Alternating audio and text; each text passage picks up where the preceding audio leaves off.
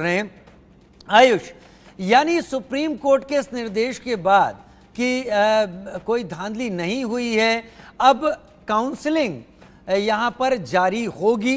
Counselling आज से शुरू होने वाली है, आज तारीख 24 है। शिक्षा मंत्री ने कहा है कि 2 दिन में नीट का फाइनल रिजल्ट आ जाएगा। तो अगर फाइनल रिजल्ट अभी आया नहीं है तो काउंसलिंग आज से कैसे जारी हो सकती है?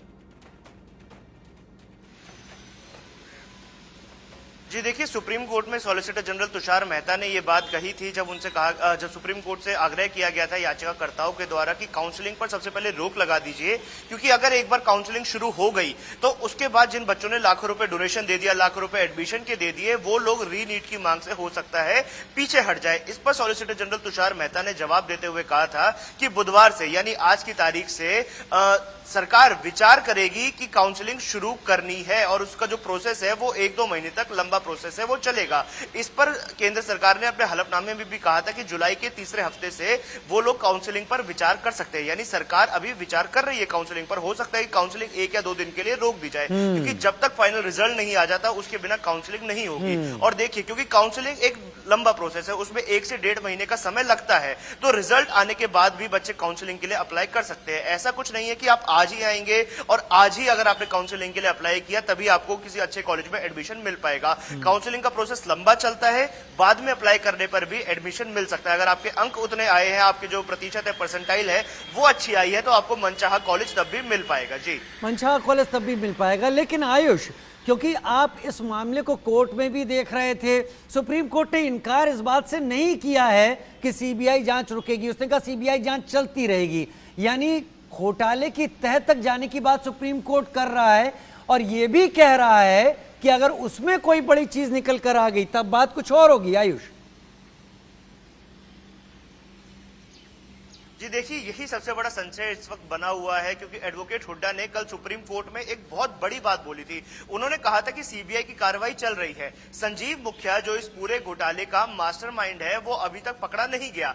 अगर सुप्रीम कोर्ट ये ऑर्डर दे दे, जो कल दिया भी कि री नीट नहीं होगा, नीट यूजी 2024 कैंसिल नहीं किया जाएगा, और उसके बाद संजीव मुखिया पकड़ा जाता है और तब ये पता चलता है कि उसने अपने फोन से, अपने इलेक्ट्रॉनिक डिवाइस से 200 सेंटर्स तक इस पेपर को पहुंचाने का काम किया, तब तो ये कि व्यापक लीक हो जाएगा, यानी इसका जो पैमाना है ये बहुत बढ़ जाएगा। ऐसे में क्या सुप्रीम कोर्ट अपना फैसला वापस लेगा?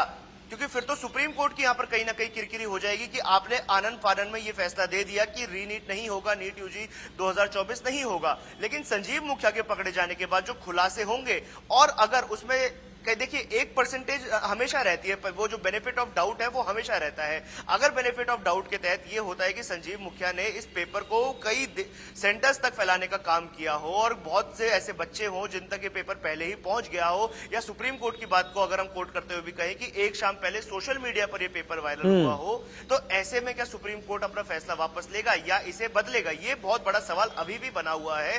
कुछ बच्चों से जब मैंने बात की थी कल सुप्रीम कोर्ट के बाहर, तो वो लोग यही कह रहे थे कि देखिए पेपर एक दिन पहले लीक हुआ, हालांकि ये बात सुप्रीम कोर्ट में याचिकाकर्ता प्रूफ नहीं कर पाए, तो इस बात को माना तो नहीं गया। लेकिन संजीव मुखिया के पकड़े जाने के बाद क्या कुछ खुलासे होंगे, वो भी एक अहम कड़ी इस पूरे मामले की जुड़ेगी। जी, एक अहम कड़ी इस मामले की जुड़ेगी और तब शायद स्थितियां बदलेंगी।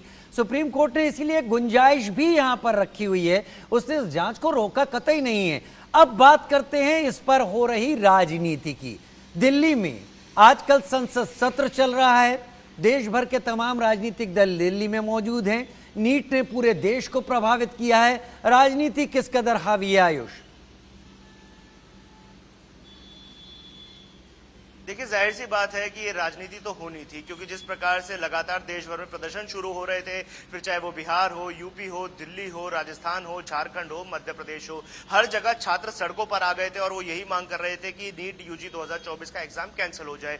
ऐसे में ऑपोजिशन पार्टीज भी उन छात्रों के साथ उनके समर्थन में आ गई थी और पार्लियामेंट में भी इस मुद्दे को उठाने की बात हुई थी। राहुल गांधी ने भी ये बात बोली है और उन्होंने सुप्रीम कोर्ट के डिसीजन को ये भी कहा है कि ये डिसीजन गलत है, ये जो डिसीजन है ये बच्चों के फेवर में नहीं आया। हालांकि धर्मेंद्र प्रधान ने इस फैसले के बाद जो प्रेस कॉन्फ्रेंस की थी बतौर शिक्षा मंत्री, तो उन्होंने ये बात बोली थी कि देखिए राहुल गांधी जो कह रहे हैं वो गलत कह रहे हैं, सत्य की जीत हुई है, सुप्रीम कोर्ट में जो सत्य है वो स्थापित हो गया है। क्योंकि देखिए सरकार ने तो ये बात कभी मानी ही नहीं थी कि पेपर किसी बड़े पैमाने पर लीक हुआ है। आईआईटी मद्रास की रिपोर्ट का हवाला देते हुए सरकार ने ये बात बोली थी कि देखिए जहां पर बच्चों के अंक ज्यादा आए उसका कारण ये है कि वहां पे कोचिंग सेंटर ज्यादा थे, और एनटीए ने तो इस बात को साफ नकार दिया था कि पेपर लीक नहीं हुआ। उन्होंने पेपर लीक की घटना को पेपर चोरी का नाम दिया था। पेपर लीक हुआ ये बात एनटीए ने कभी स्वीकार करी ही नहीं थी। जी, पेपर लीक को एनटीए ने कभी स्वीकार नहीं किया, लेकिन राजनीति अभी हावी होगी। राजनीतिक दलों के कई बयान सामने लगातार आ रहे हैं। आयुष, इस जानकारी के लिए बहुत शुक्रिया, आप मेरे साथ